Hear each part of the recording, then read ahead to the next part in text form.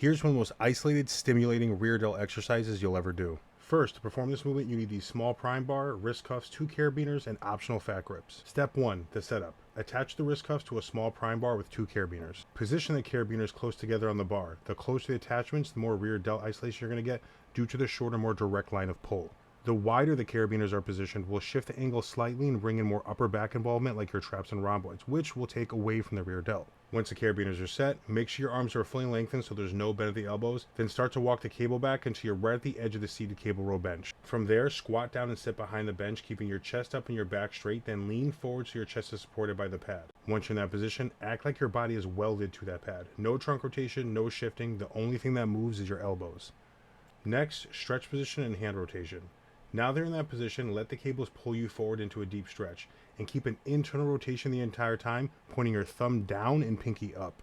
When you internally rotate the arm, thumb slightly down and pinky up, you're aligning the humerus so the rear delt becomes the prime mover in horizontal abduction. The rear delt's primary role is to horizontally abduct and externally rotate the humerus. By slightly internally rotating, you reduce the help from external rotators like the teres minor and infraspinatus, and shift the line of pull directly into the rear delts. So keeping that thumb down, pinky up orientation locks tension right where you want it, on the rear delts.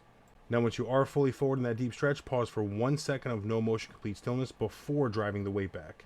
Next, the shortening phase. From that stretch, drive your elbows straight back in line with your rear delts, not higher or lower. Think strings attached to your elbows pulling them back, not your hands. And make sure you maintain that thumb down, pinky up orientation throughout the entire movement.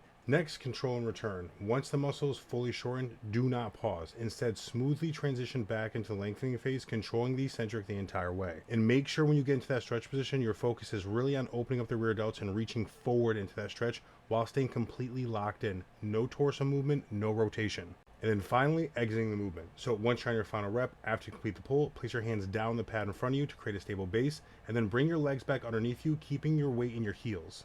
From there, squat up slowly and then walk the cables forward until the stack touches gently. Now really quick, I want to go over why the chest support matters. Now using this pad eliminates stability demands, letting you pour all your focus into the target muscle. Without it, as the set goes on, more of your cognitive energy goes into keeping yourself upright instead of training the actual rear delts. So with that support, all your cognitive bandwidth can actually go directly into the movement itself. So if you want big rear delts, give this movement a try, and if it works for you, follow for more hypertrophy related content.